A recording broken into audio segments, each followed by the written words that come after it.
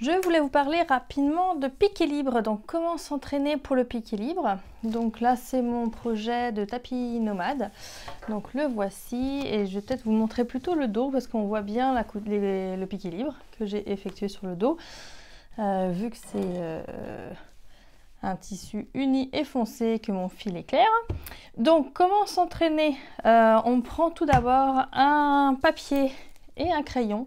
Ça ne sera pas du tout le même mouvement que pour faire le piqué libre sur son projet, mais ça aide tout de même le cerveau à enregistrer les différentes formes que l'on veut effectuer. Donc ce que j'ai fait, c'est j'ai fait des lignes pour représenter en fait l'espace que je vais avoir de disponible pour faire mon motif, puisque si mon motif est plus ou moins grand, je vais remplir plus ou moins d'espace.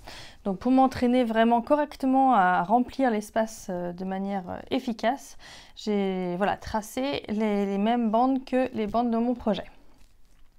Et puis après, tout simplement, je vais essayer de trouver des formes, dans un premier temps, des formes assez simples. On va faire des boucles et ça va être comme un peu des lignes d'écriture. On va s'entraîner à faire ce motif-là de manière très naturelle et fluide.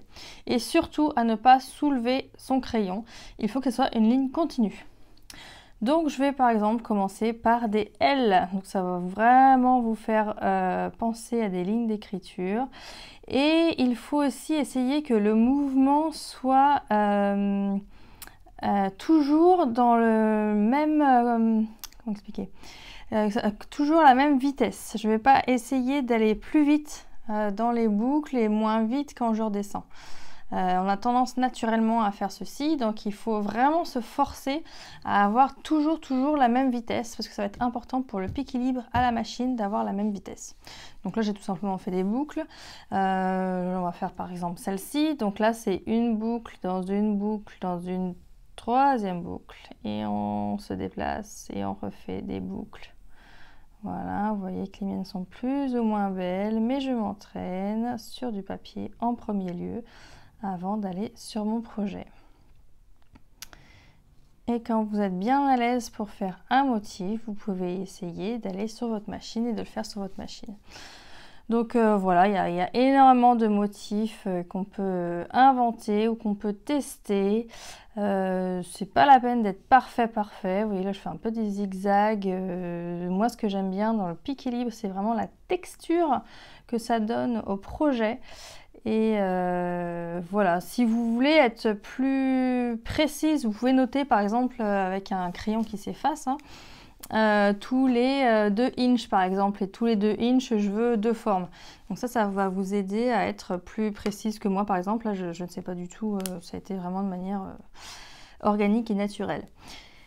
Donc vous pouvez faire de nombreux motifs, du plus simple au plus complexe, mais essayez tout d'abord de faire des formes très simples, et puis après, si plus vous vous sentez à l'aise, plus vous pouvez complexifier. Donc voilà, donc là c'était pour comment s'entraîner au piqué libre. C'est toujours bien de s'entraîner sur une feuille. Je voulais vous montrer rapidement à quoi pouvait ressembler le piqué libre sur votre machine. Donc pour ce faire, on doit changer le pied de biche et mettre le pied à quilter ou le pied à broder. Donc le mettre bien sur la machine. Et c'est bien de mettre un petit coup de tournevis pour bien le serrer bien fort, puisque le piqué libre va faire pas mal de vibrations sur la machine et qu'on ne voudrait pas que le pied se défasse. Voilà, donc je vais vous montrer un petit endroit tout simplement. Je vais faire des courbes comme je vous ai montré sur le papier tout à l'heure. Donc voilà, on se place bien comme il faut. Je vais remplir cet espace là avec des boucles. Donc là je commence du bord, donc on ne s'occupe pas trop des fils. On baisse son pied de biche, on est en point droit, mais on va bouger les mains dans tous les sens, pour faire des boucles.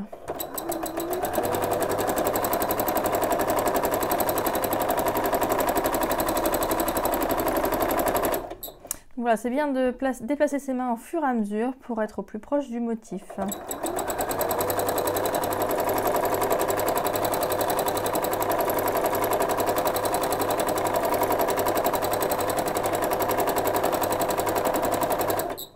Et je finis vers l'extérieur. Et voilà, donc c'était pour vous montrer rapidement à quoi ça pouvait ressembler. Et donc voilà, vous pouvez voir qu'avec un tout petit motif très simple, on peut remplir un espace et que ça peut faire très sympa. Vous êtes maintenant prêts pour le pic équilibre. Évidemment, il y a énormément de choses à dire sur le pic équilibre.